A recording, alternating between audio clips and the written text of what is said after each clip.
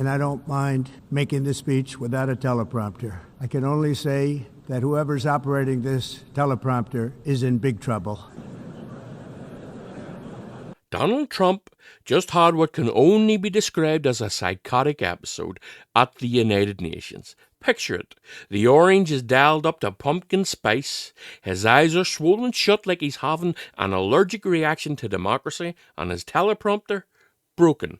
Not by saboteurs, but by his own staff. And with the world watching, he decided to talk about polling. Yes, polling. The American public agrees with it. I mean, I was very proud to see this morning I have the highest poll numbers I've ever had. Part of it is because of what we've done on the border. I guess the other part is what we've done on the economy. Joe Biden's policies empowered murderous gangs, human smugglers, child traffickers, drug cartels, and prisoners from all over the world. Yes, at the United Nations, other world leaders are warning about climate change, nuclear weapons, global instability. Trump? Guys, I'm really popular in Ohio. It's like showing up to a funeral and announcing how many Tinder matches you got that morning. And of course, he's lying. His approval ratings are so low, they're currently tunneling under the floor in search of oil. Then he pivots to his predictions. Trump likes to think he's a bit of a Nostradamus, but he's really just your drunk uncle who once predicted the lottery numbers after they aired. If you don't get away from this green scam, your country is going to fail. And I'm really good at predicting things, you know. They actually said during the campaign they had a hat, the best-selling hat. Trump was right about everything. And I don't say that in a braggadocious way, but it's true. I've been right about everything. And I'm telling you that if you don't get away from the green energy scam, your country is going to fail. Remember this one?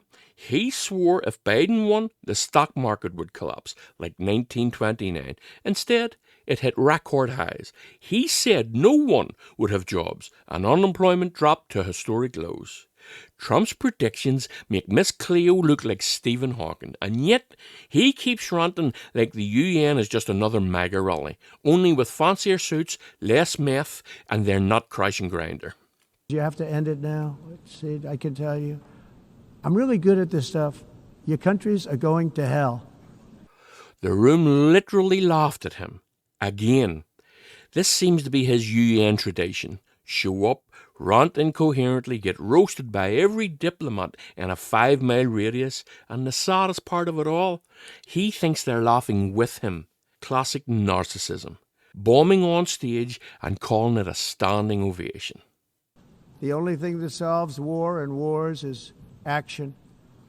Now, after ending all of these wars and also earlier negotiating the Abraham Accords, which is a very big thing for which our country received no credit, never receives credit. Everyone says that I should get the Nobel Peace Prize for each one of these achievements. But for me, the real prize will be the sons and daughters who live to grow up with their mothers and fathers, because millions of people are no longer being killed in endless and unglorious wars. Oh yes, the Nobel Peace Prize, because nothing says man of peace like trying to extort Ukraine and praising Kim Jong-un's love letters. If you genuinely believe Trump deserves a Nobel Peace Prize, I've got this bridge and a Trump NFT to sell you. But you know, we have a border, strong, and we have a shape, and that shape doesn't just go straight up. That shape is amorphous when it comes to the atmosphere. And if we had the most clean air, and I think we do, we have very clean air. We have the cleanest air we've had in many, many years. But the problem is that other countries, like China, which has air that's a little bit rough, it blows. And no matter what you're doing down here, the air up here tends to get very dirty because it comes in from other countries where their air isn't so clean. And the environmentalists refuse to acknowledge that. And then there is that. Word salad so rancid, even Olive Garden wouldn't serve it. He's rambling about shapes in the atmosphere and Chinese air blowing into America. This isn't a policy speech. This is a high school stoner trying to explain clouds. In honor of this momentous anniversary, I hope that all countries who find inspiration in our example will join us in renewing our commitment, values, and those values, really, that we hold so dear together. Let us defend free speech and free expression. Let us protect religious liberty, including for the most persecuted religion on the planet today. It's called Christianity. And then came the big finale.